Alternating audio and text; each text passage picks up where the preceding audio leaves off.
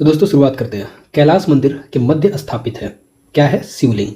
ठीक है, तो कैलाश मंदिर के मध्य क्या स्थापित है यार? कैलाश मंदिर है तो शिवलिंग ही होगा, ऑब्वियस सी बात है। ठीक। एलोरा गुफा नंबर 16 सबसे बड़ी गुफा है, ये याद रहे। जो एलोरा की गुफा नंबर 16 है वो सबसे बड़ी है। यहाँ कैलाश मंदिर में विशाल और भव्य नक्काशी है, ठीक है, जो कि कैलाश के स्वामी भगवान शिव को समर्पित है। ठीक है, इस मंदिर के मध्य में एक बड़ा शिवलिंग स्थापित है। ठीक दोस्तों, तो एलोरा गुफा नंबर 16 सबसे बड़ी गुफा है। कैलाश मंदिर में विशाल एवं भव्य नक्काशी है जो कैलाश के स्वामी भगवान शिव को समर्पित है। इस मंदिर के मध्य में एक बड़ा शिवलिंग स्थापित है। आगे, ब्रह्मा विष्णु महेश की त्रिमूर्ति वाला स्थापत्य कहाँ है? तो ये एलिफेंटा में है। ये याद रहे बात, ब्रह्मा विष्णु और महेश की जो त्रिमूर्ति वाला स्थापत्य है वो दोस्तों कहाँ है? वो एलिफेंटा में है। अब देखो, एलिफेंट से समझिए, एलिफेंटा से समझिए एलिफेंट। तो एलिफेंट में कौन है? विष्णु, ब्रह्मा, शिव जी यानी महेश। ठीक है दोस्तों। आगे, एलिफेंटा गुफा भारत के महाराष्ट्र में स्थित मुंबई के गेटवे ऑफ इंडिया से लगभग 12 किलोमीटर दूर अरब सागर यानी समुद्र के पास स्थित है। तो लोकेशन समझिए दोस्तों, एलिफेंटा गुफा जो कह रहा है वो भारत के मतलब महाराष्ट्र में स्थित मुंबई के गेटवे ऑफ इंडिया से लगभग 12 किलोमीटर की दूर अरब सागर के पास स्थित है, जो अपनी कलात्मक गुफाओं एवं मूर्तियों के कारण प्रसिद्ध है। ठीक है, यहां भगवान शंकर की 9 बड़ी बड़ी मूर्तियां हैं। किसकी? भगवान शंकर की 9 बड़ी बड़ी मूर्तियां हैं जो शंकर के विभिन्न रूपों और क्रियाओं को दर्शाती हैं। इनमें शिव की त्रिमूर्ति प्रतिमा है जिसमें ब्रह्मा विष्णु महेश है। दोस्तों, यह सबसे आकर्षक है। त्रिमूर्ति भारतीय कलाओं में वह आकृति है जिसमें ब्रह्मा विष्णु और महेश को एक ही ग्रीवा पर 3 शीश के रूप में चित्रित किया गया है। ठीक है दोस्तों, भारतीय पौराणिक ग्रंथों में यह माना जाता है कि ब्रह्मा जन्म के, विष्णु पालन के और शिव संहार के देवता है। ठीक, आगे देखिए, एलिफेंटा गुफा कहाँ स्थित है? तो महाराष्ट्र में। अभी देखा हमने 12 किलोमीटर दूर अरब सागर।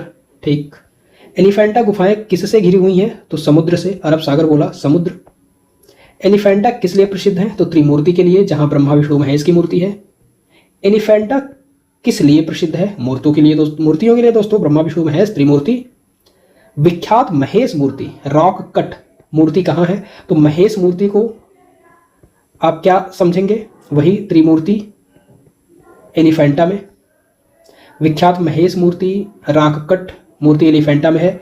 8वीं शताब्दी में राष्ट्रकूट राजाओं ने एलिफेंटा गुफा में 3 शीर्ष वाले महेश मूर्ति का निर्माण कराया था। वही त्रिमूर्ति बोलिए या 3 शीर्ष बोलिए या महेश मूर्ति बोलिए, बात एक ही है। सब मिला जुला करके सब एलिफेंटा महाराष्ट्र में है। ठीक है दोस्तों, एलिफेंटा की गुफा को यूनेस्को द्वारा विश्व विरासत का दर्जा दिया गया है। एलिफेंटा में कुल 7 गुफाएं हैं जिनमें महेश मूर्ति गुफा प्रसिद्ध है या त्रिमूर्ति कहिए। ठीक है, एलिफेंटा की गुफाओं में अर्धनारीश्वर कौन भाई? अर्धनारीश्वर शंकर जी हैं, महेश जी हैं, तो अर्धनारीश्वर तो ऑब्वियस।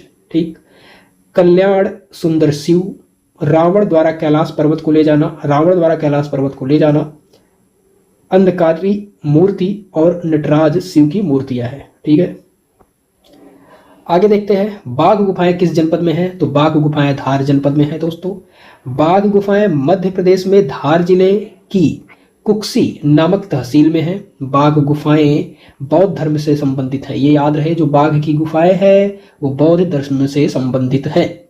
ये गुफाएं गुप्त काल की श्रेष्ठ उदाहरण है। बाघ में गुफाओं की संख्या 9 है, महेश में 7 है।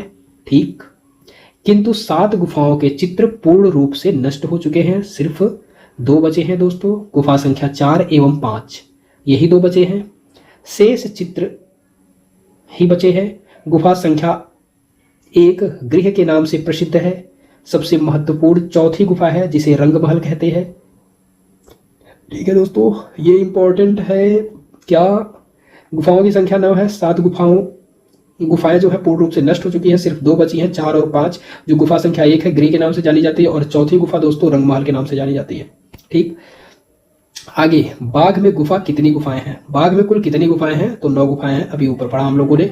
आगे देखते हैं दोस्तों, धार जिले में स्थित बाघ गुफा किस राज्य में स्थित है? तो मध्य प्रदेश में। धार जिले में बाघ गुफा कहाँ है? तो मध्य प्रदेश में है। ठीक है,